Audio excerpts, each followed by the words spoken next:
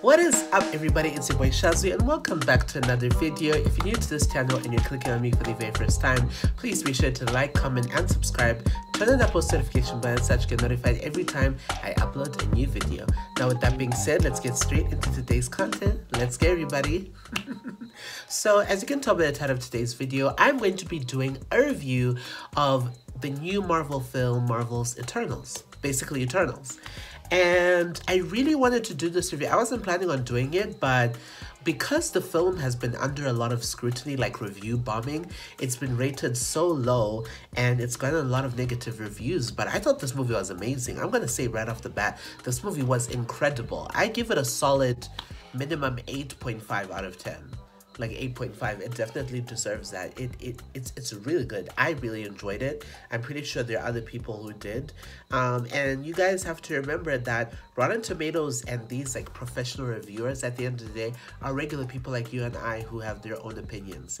And I knew that I was gonna like this movie. I was a little bit worried because out of all the MCU movies in the Phase 4 that I was looking forward to, this was the biggest one for me. Obviously, I'm really looking forward to, Wakanda Forever, the new Black Panther film coming out next year. But this film was like it for me. Like, I was so excited because it sounded so different and mystical, and the trailer was just like, ugh. But anyway, before I get into the discussion, just a warning, there's gonna be spoilers in this video, but I wanted to just do some quick highlights and just share what it is that I loved about this film and just kind of tackling the negative reviews of it, or like what people didn't like, and sharing my own 2 cents on it. So without further ado, let's get straight into the content. Let me hydrate real quick, guys. For anyone who lives in the Southern Hemisphere, especially Southern Africa, there's been a heat wave, guys. Like, it's been hot. You know, fortunately, the rains have now come, like, officially. It's cloudy, it's rainy, thunderstormy. So, which can be a bit scary at times, but we needed it to cool it down because, damn, man. Anyway, enough about my life. You guys did not come here to hear about that. Okay. So let me just give a brief summary of what the film is about from what I got. The film is basically about these beings called Celestials, which are like these giant cosmic beings in the universe that are probably the most powerful beings in the universe. They are able to create life, destroy planets, create galaxies. They're basically the most high-powered energy-powered imbued beings in the universe. Pretty much is what they are. They're a mysterious, race of beings, but they're just there. And these Celestials, specifically one called Arishem, creates these synthetic beings, basically humanoid robots called Eternals, who are the main characters in this film, and there are 10 of them. So you have Ajak, who is the leader of them. You have Circe, Icarus, Kingo, Sprite, Phastos, Makari, Druig, Gilgamesh, and Athena. And basically, so Eternals is inspired by like Greek mythology because they're told that they're from the planet Olympia, which is actually like Olympus, like where the Greek gods come from. So there's a lot of like Greek mythologic inspiration in this. Even with Icarus, like at the end of the movie, him flying into the sun is literally like who Icarus is. Like, he flew too close to the sun and he died, right? So that was pretty cool. And basically in this movie, after they help the humans and defeat all of the deviants who are like the opposite version of the Eternals, basically the Celestials, like the Eternals, are free to do whatever. And I'm not going to summarize the whole film, but pretty much I felt like the only thing for me negatively that I didn't like about this film was just there were times where I could tell that the film was trying to be funny, like a typical Marvel movie. Like, Marvel films are catered towards family audiences, towards everyone. So the moments where I could tell they were trying to be funny in the film and it didn't really quite hit, and times where I felt the dialogue was kind of dry, or where I felt like things were going not necessarily too slow, but it was just like You know, can we like let's move on to like the next thing. But other than that, I thought this film was spectacular. I really loved the different personalities of the different Eternals. I loved the fact that, you know, Cersei and Ikaris, you know, were at odds because they Ikaris wanted to continue on with, you know, the emergence of what's his name, Tauti, whatever the name of the Eternal that was supposed to sprout called, uh, whatever his name is. Anyway, and but then she wanted to save the humans because she got attached. And it was interesting because in the film, at one point, while Ajak was talking to Arishem, she was basically talking about how like she loves the humans or loves Earth, kind of implying that. And then Arishem told her, "Don't be too attached to this planet. Don't be attached to anyone. You know, you're here for a specific job. I created you to do something. You have to follow through with it." You know, so I think he said that because he knew exactly that they're only doing this to feed the upcoming celestial enough power so that it could emerge.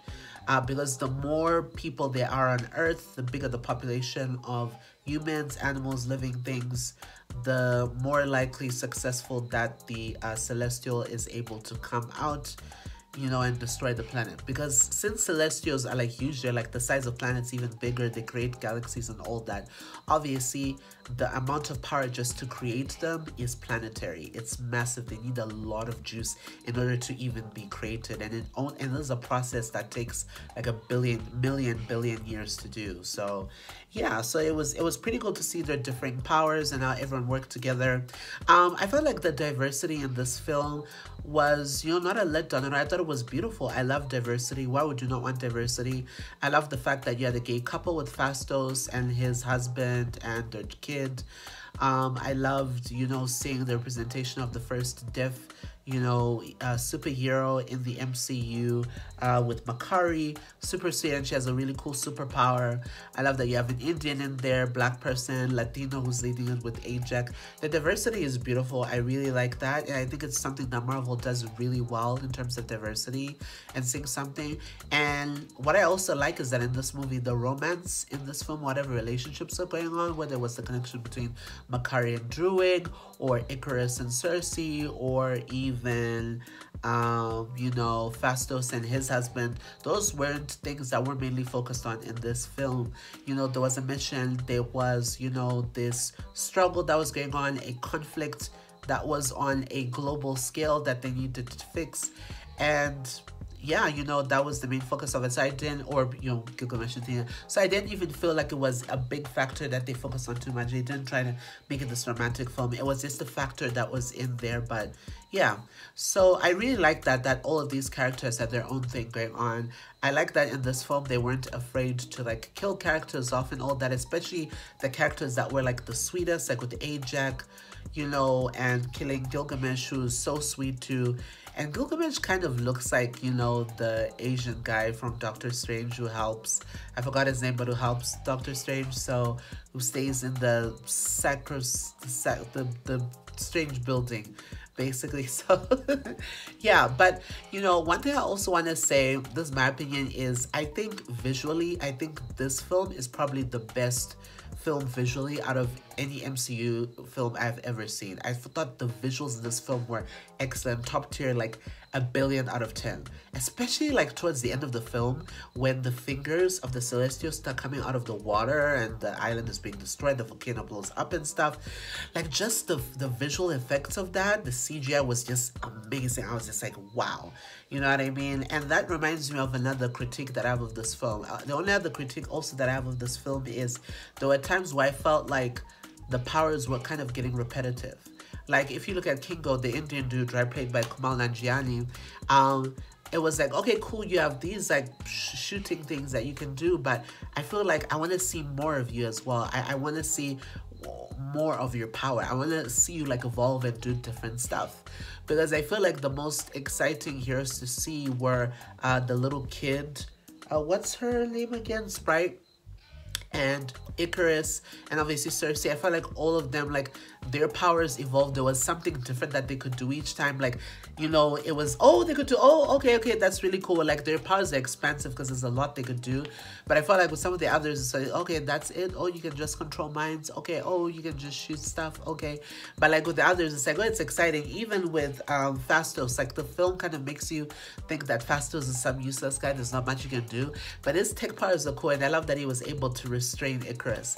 But anyway, I really enjoyed this film. I thought it was amazing. I thought the pacing was pretty good. And you know, even with the post-credit scene, like the mid-credit scene, like seeing Harry Styles, like that shit, like I freaked out. Like Harry Styles is gonna play Eros, who is he Eternal? Yeah, he's an Eternal Eros. So I'm so happy Harry Styles is gonna be in the MCU. I'm like, what? I'm so excited, which is really cool, along with Pip the Troll, because I was so confused. I was like, wait, what the fuck is happening? But when I heard this voice, I was like, oh my gosh, it's Harry! You know, I think I had heard the rumor that Harry was going to be in it, but I didn't really believe it. I was like, oh my gosh, but he's there.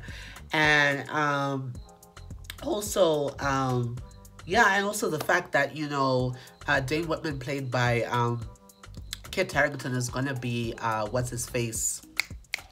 Black Knight.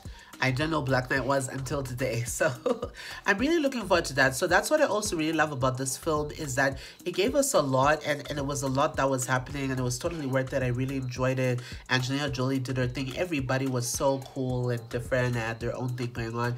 It was funny. It was action-packed. It had dramatic, like, emotional moments.